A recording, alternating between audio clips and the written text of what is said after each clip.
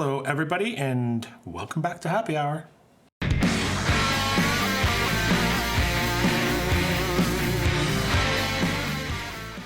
Hello, YouTube.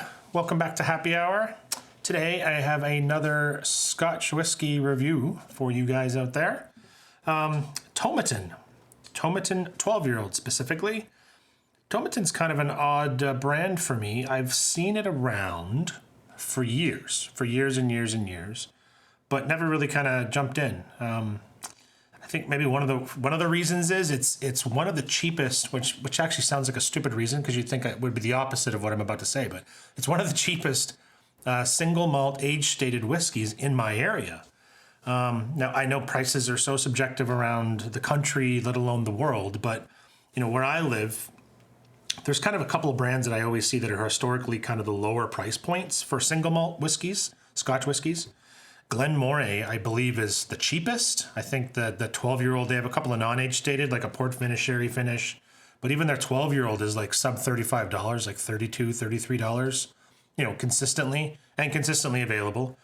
Then there's Glenlivet 12-year-old, right? Glenlivet 12-year-old is ubiquitous to Scotch whiskey. It's everywhere. You can get it anywhere. But around me, again, it's about $35 for a bottle of Glenlivet 12. Glenfiddich 12, the other one that I always think of when I think of Glenlivet 12, is actually $40 around me. So it's not even in that mid $30 category. Tomatin 12 is in that same category as the Glenlivet and the Glenmorangie. So this guy is, in me at Binny's, I think it's $34.99, so $35. And like I said, I just kind of never really caught my eye or was really intrigued. There was always so many other ones that, other bottles that I wanted to try or, you know, had researched on or whatever, but it just kind of always sat in the corner and I didn't give it a fair shot. Well, I did, finally, as you can see, and I guess it didn't turn out too bad because I polished this guy off in, I think, maybe 2 sittings, maybe. And I enjoyed it enough that I figured I wanted to give it a review and let you guys know what I thought about it before it gets killed, because I think it's going to get killed tonight. So yeah, Tomatin. So Tomatin, a classic Highland whiskey. This guy's been aged in bourbon barrels, ex-bourbon barrels, and ex-sherry as well. So you get kind of a nice mix of both. Like I said, 12-year-olds age statement, and 43%. That's the other thing that I kind of give this some extra props for. Again, most of those whiskeys, if not all of the whiskeys that I just mentioned, so like say Glenmorangie 10, Glenlivet 10, Glenmorangie 12, they're all 40%. I think it's pretty rare that you're going to find a 43 or above 40% ABV at this price point. So kudos to them. I don't remember the prices historically with Tomatin, at least around me, for the last decade. Like I said, I've never really caught my eye. It was never on my list. But I think they've always been on the lower price point. So hey, 43% ABV. 12-year-old age statement. You got bourbon and sherry cask, a classic Highland. I'm kind of annoyed that I didn't really think of buying it earlier. So let's give it a go.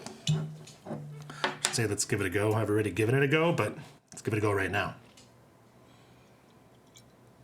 I got my super fancy glass today.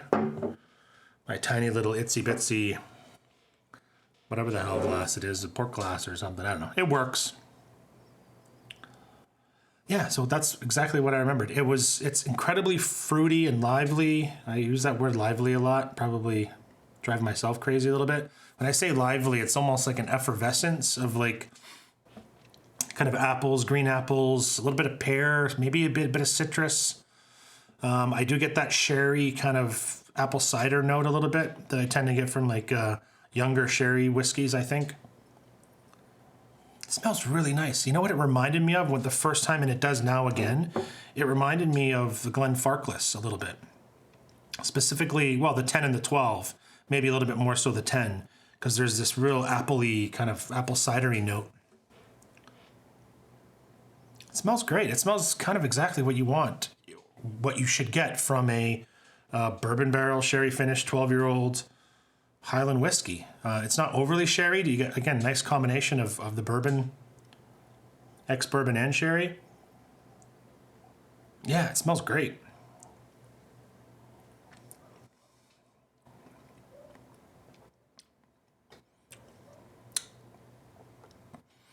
Yeah. Is it the most complex thing? No, of course not. But I don't think it's trying to be. The 43% really does help. It gets a little bit of an extra kick. That's the one thing I tend to be somewhat disappointed in. From what I remember, I love Glenmorangie 10. It's a classic, simple, again, you don't have to think about it too much. Even Glenlivet 12, very, very good stuff. Don't have to think about it too much. But that 40% always, after a glass or two, it kind of leaves me like wanting a little bit more. That I can really get that. I feel like I can get that extra 3% in here. Just that extra little bit of something.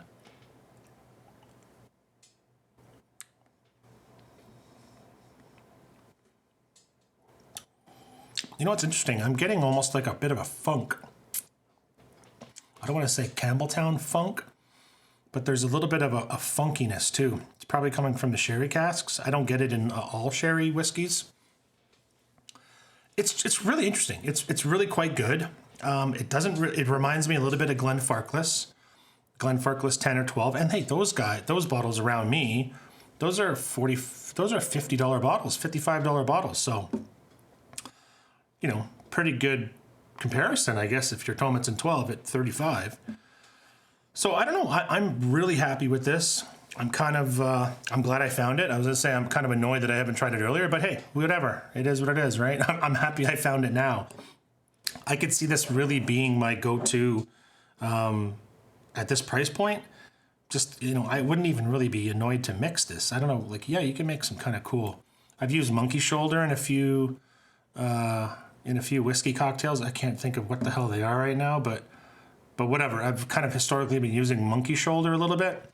Oh yeah, made some penicillins with a little bit of Lafroig, and I've just been using Monkey Shoulder. But I could see giving this a whirl too. I don't get any smokiness from it. But yeah, at $35, again, it's about the same price as Monkey Shoulder for me. I think Monkey Shoulder here is 32 or 33. So to get a 12-year-old single malt, I'd be interested. I think my next round of penicillins are gonna try out the Tomatin and Lafroig, or maybe Ardbeg. Who knows? Anyways, I digress. I think considering the price point, I think considering that, again, it's well-rounded, fairly well-rounded for what you're getting, bourbon and sherry. It's 12-year-old age statement. It doesn't say, by the way, it doesn't say non-chill filtered or no color added, but I wouldn't expect it to be either of those. I'm getting 43%, which is again, a nice little kick up for my dollar. I tell you, I'm going to give this is an 8.5 out of 10 for me. Based on all those things, I'm definitely going to be purchasing this again. Very enjoyable. Not super, super complex, but just something a little bit different than your normal $35 single malt. There's just something else going on. So I like it. If you like the Glenfarclas and you like the Glenlivets even, and Glenmorangie, and you can find a bottle of this, I would say definitely pick it up and give it a try. It's worth the dollar value, and if nothing more, it gives you a little bit of something more diverse in that same price point. So, cheers! Hope you find it. Hope you like it. Hope you like the video. Give me a thumbs up if you did, and yeah, subscribe too. That'd be cool. Cheers. See you next time.